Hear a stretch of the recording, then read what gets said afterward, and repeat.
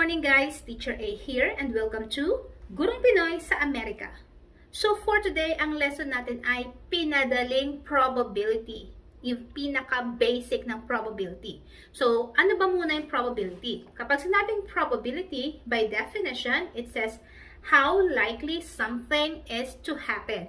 So ano ba yung chance na yung isang bagay ay mangyayari? So, sa pagsusolve or sa pagkuha ng probability, meron tayong formulang ginagamit. So, ito yon sa board.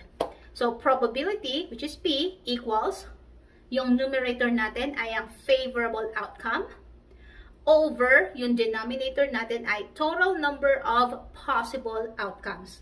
So, later, mas maiintindihan nyo siya sa ating mga examples. So, kung mapapansin nyo dito sa ating formula, siya ay in fraction form. So, yung probability, yung pinakamadali ay isusulat natin siya on its fraction form. Now, pwede rin siyang ilipat or i-convert sa decimal form, so fraction. Pwede siyang ilipat sa decimal form. Pwede rin siyang i-convert sa kanyang percent form. So, paano yon? Let's have example number 1.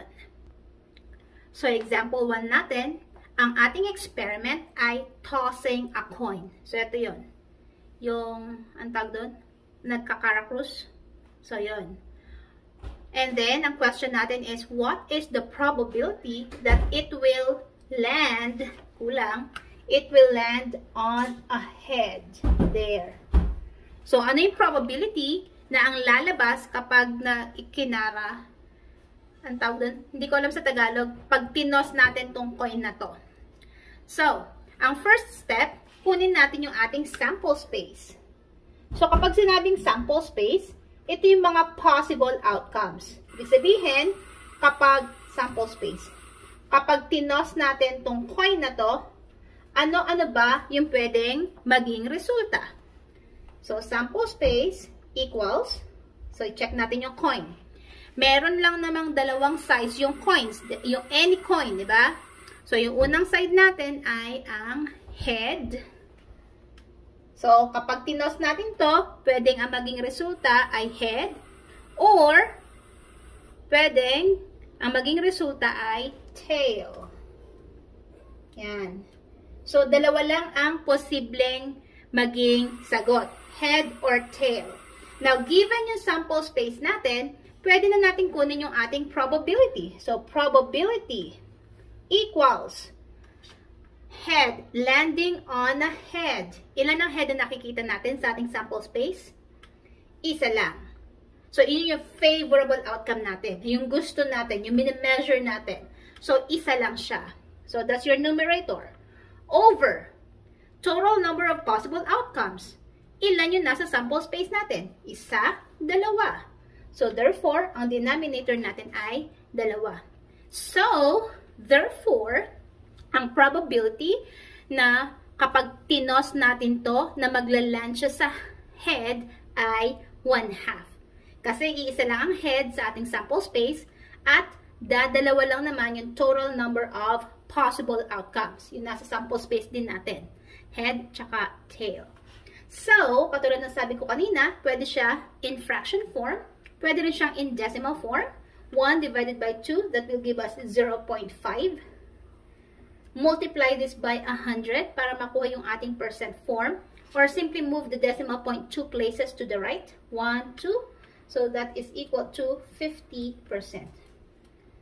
Okay? So yun ang ating example number 1. Let's move on with the second example. So, example number 2, yung ating experiment ay selecting a colored letter randomly. And then, ang gusto naman natin mahanap na probability ay getting a blue letter. So, paano natin gagawin yon? So, ito ang aking baso na may mga colored letters. So, ano yung chance na ang makukuha ko ay blue? Kaya, ano yung chance na makukuha ko dito ay blue?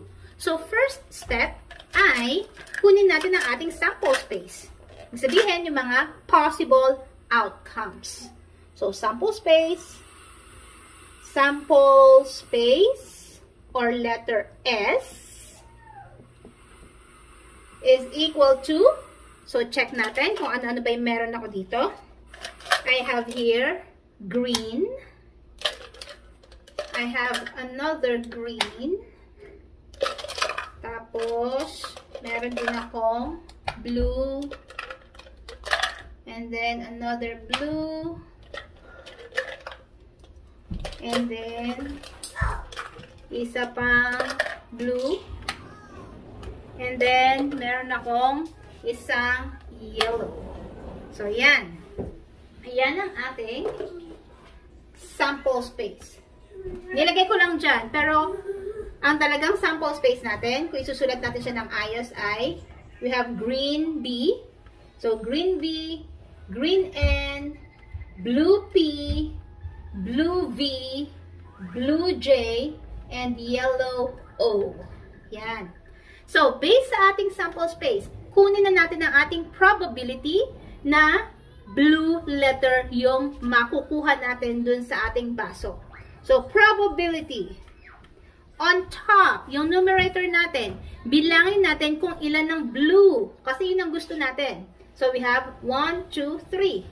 So, 3. Over. Yung denominator, kung ilan yung nasa sample space. Kung ilan yung possible outcomes. So, bilangin natin to. I have 1, 2, 3, 4, 5, 6. So, 3 over 6 or 1/2. So, kung i-convert natin to, 3 over 6 sa kanyang decimal form, that's 0.5. So, nagkataon lang yon na pareho kanina, which is also equal to 50%. Okay? So, ganun lang siya kadali. Last example. Okay, example number 3. This time, yung experiment naman natin ay selecting a letter randomly from the word math. So, ayan, M-A-T-H. So, pipili ng isang letter. So, ano yung probability na yung mapipili natin ay letter A. There, for teacher A. So, first step again, kunin natin yung sample space. Ibig sabihin ng sample space ulit, ito yung mga possible outcomes. Sample space. So, ano-ano ba yung mga letters na nasa word na math? So, wag natin pahirapan yung sarili natin. I-spell out na lang natin yung math sa ating sample space. Meron tayong M, A, T, and H. Yan. So, yun yung sample space natin. Ito yung mga nasa word na math. Mga possible outcomes. Now, para makuha yung probability na mapipili ay A, bilangin natin kung ilan ang A sa word na math. Ayun siya. So, iisa lang. So, therefore, it's 1 over. Ilan lahat ang possible outcomes? Ilan lahat ang nasa sample space? 1, 2, 3, 4. 4. So, therefore, ang probability natin ay 1/4. Or, in decimal, 1 divided by 4 ay 0.25, which is also equal sa 25%. So, kahit alin sa tatlo na to ay tama. So, ganun lang kasimple yung pagkuha ng simple probability gamit yung sample space. Ulitin natin, ha? Ang probability, ang formula natin, yung taas, yung gusto nating mangyari. Makakuha ng red, makapili ng letter A, or makakuha ng tail or ng head, or kahit na ano doon sa ating experiment. Yung denominator natin, lahat ng posibleng outcomes. Ilan lahat yon. And then, it will give you the fraction, yung probability na pwede mong i-convert sa decimal form by dividing, and then sa decimal form by multiplying yung decimal by 100 or simply moving the decimal point 2 places to the right. So, ganun lang kasimple. That's all. Kung natuto kayo sa ating video, kindly give me a like para i-share to ni YouTube sa iba. Paalam!